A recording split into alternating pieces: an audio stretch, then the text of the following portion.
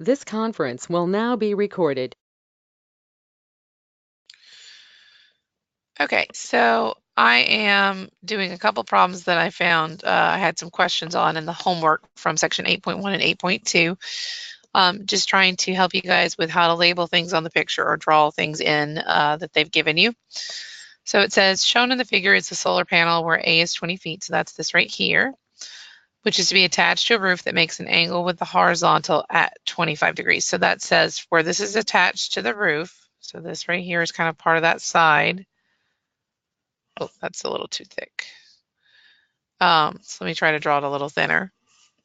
So this part right here to this horizontal right here is 25 degrees.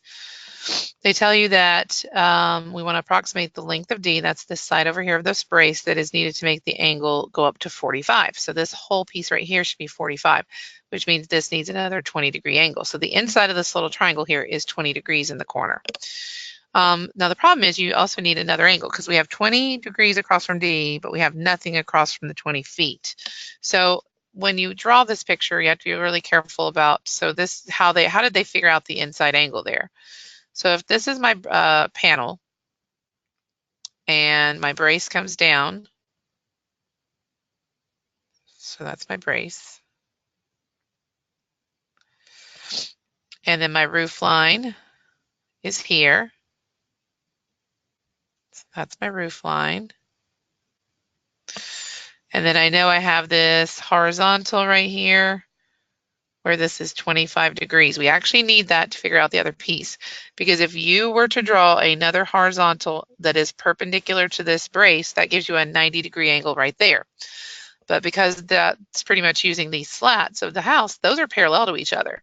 So we have a little theorem that says if you have a parallel line and another parallel line and you cut through it with what's called a line or a transversal, alternate interior angles are the same.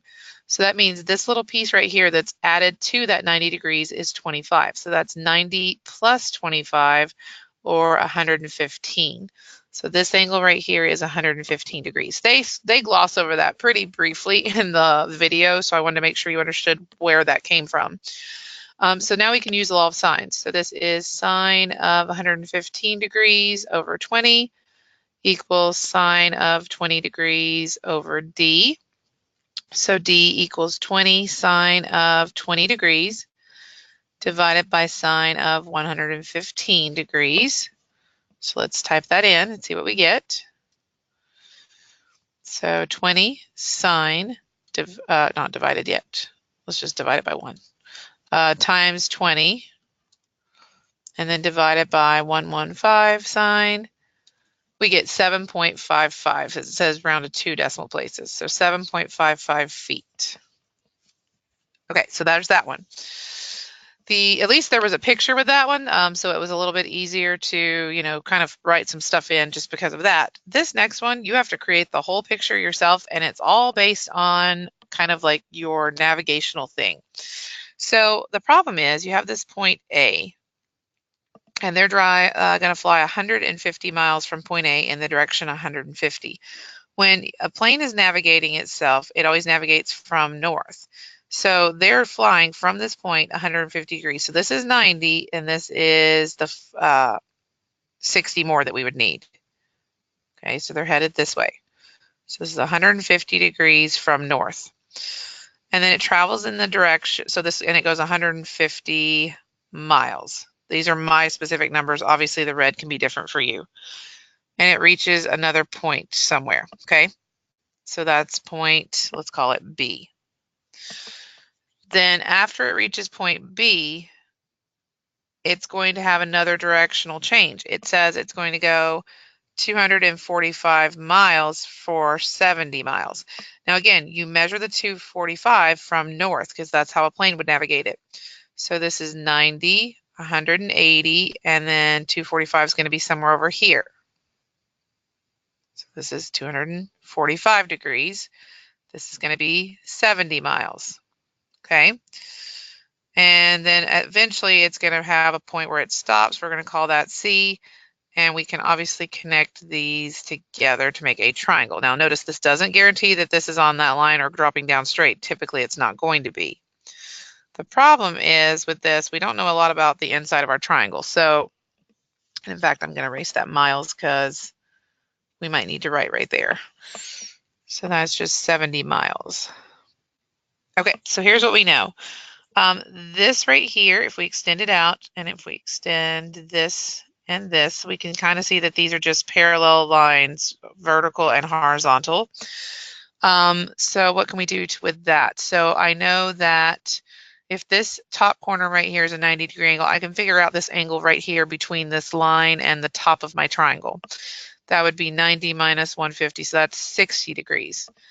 By alternate interior angles again, just what we used in the last piece, that means this is also 60 degrees because this is parallel to this line is transversing through those, and alternate inside angles are the same. This guy we can find by knowing the difference between, this is 270 because remember we're going backwards this way, so this is 90, 180, 270. So we just need to do 270 minus the 245. So that is 25. So this guy is 25 because it is 270 minus the part we went. Okay, so that tells me something. Okay, so now I know I have my A. I'm going to redraw the triangle. I have my B. I have my C. And I know that this is 150, this is 70, and I can add these two together to get my angle right here. So that's going to be 85. So 85 degrees. What am I looking for? Because that usually tells you if you've got everything you need or not. We want to know how far is the airplane from its original point. So we're kind of solving for little b here. So if you have side angle side, you can use the law of cosines. So this is little b is what we're solving for. So then it would be a squared plus c squared minus 2ac times cosine of beta. And we have all of those pieces. So b squared is 70 squared plus 150 squared minus 2 times 70 times 150 times cosine of 85. So let's work this out. So cosine of 85 times 150 times 70. I always have to work backwards with the calculator on the computer, and that's supposed to be negative, plus 70 squared